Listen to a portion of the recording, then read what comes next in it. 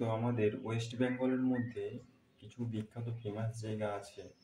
আমি এর আগের ভিডিওতেই কিছু ফেমাস জায়গার আমি উল্লেখ বলেছিলাম। আহ, এবারে আমি আরো ডিটেলসে আমি বলে দিচ্ছি কি কি ফেমাস জায়গা আছে। প্রথমেই আসছে সুন্দরবন। সুন্দরবন ফেমাস, ঠিক আছে। সুন্দরবন ওখানে রয়্যাল বেঙ্গল টাইগার এর জন্য প্রচুর বিখ্যাত এবং সুন্দরী গাছের জন্য সুন্দরবন খুব বিখ্যাত। তারপরে আসবো দীঘা। দীঘা হচ্ছে সমুদ্র সমুদ্র সৈকত এর জন্য বিখ্যাত। এখানে প্রচুর মানুষের সমাগম হয় এবং প্রচুর মানুষ বেড়াতে আসে দীঘাতে। এখানে চারিদিকটা পরিষ্কার পরিচ্ছন্ন, লোকেরা বেড়াতে আসে এবং এখানে উম, অনেক বাইরের থেকেও লোক বেড়াতে আসে। এখানে পরিবেশ অত্যন্ত ভালো। তারপরে যে বীজটার কথা আমরা বলবো সমুদ্র সৈকত হলো গোয়া। গোয়াটা আমাদের পশ্চিমবঙ্গের মধ্যে নয়, এটা আছে বাইরে। এটাও কি বলবো, এটাও আমাদের এটাও সেই দীঘার বিচের মতনই, ঠিক আছে। এটা আহ, গোয়া খুব সুন্দর জায়গা। গোয়া একটি খুব ফেমাস বিখ্যাত জায়গা। এখানে প্রায় বাইরের লোক থেকে বিদেশের লোকও আসে এখানে সমুদ্র সৈকত দেখার জন্য, এবং আমাদের পশ্চিমবঙ্গের এবং ভারতবর্ষের প্রতি রাজ্য থেকে ওখানে যায় এবং আহ, ভ্রমণ করতে যায় এবং বেড়াতে যায়।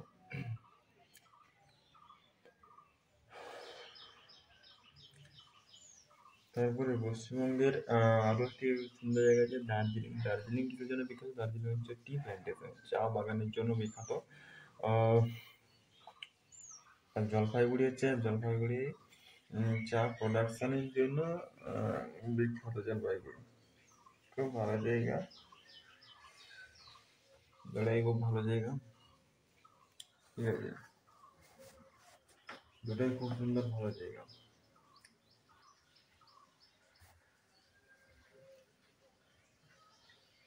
দার্জিলিং থেকে আমাদের যে আহ,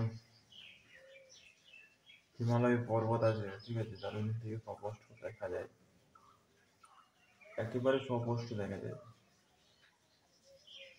খুব ভালো জায়গা।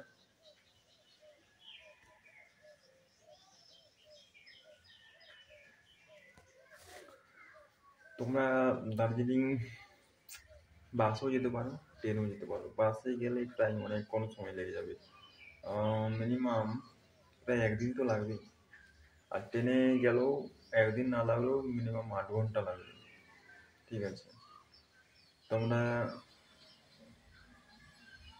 তোমাদের ইচ্ছা অনুযায়ী তোমরা যেরকম খুশি পাবে যেতে পারো, ঠিক আছে। ভালো হবে যে যাও।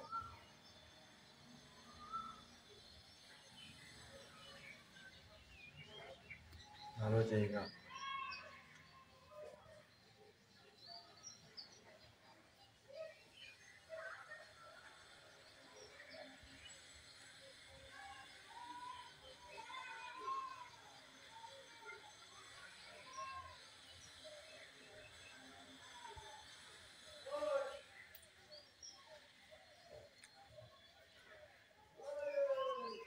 আর হচ্ছে আর হচ্ছে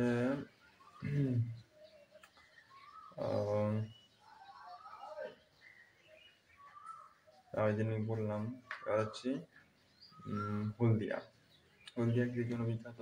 হলদিয়া হচ্ছে তেল শোধনাগার। ওখানে বাইরের থেকে যে তেলগুলো আসে সেখানে ওটা শোধনা হয়ে বিভিন্ন রাজ্যে ওই তেলকে পাঠানো হয়।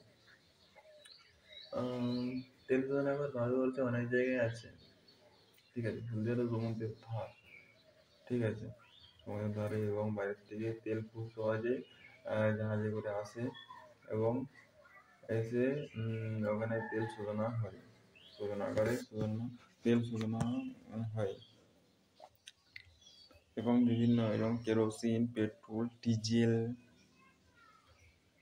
আরও অনেক ধরনের তেল ওখানে শোধনাগার হয়, দিয়ে হওয়ার পরে ওগুলাকে রপ্তানি করা হয় বাইরে।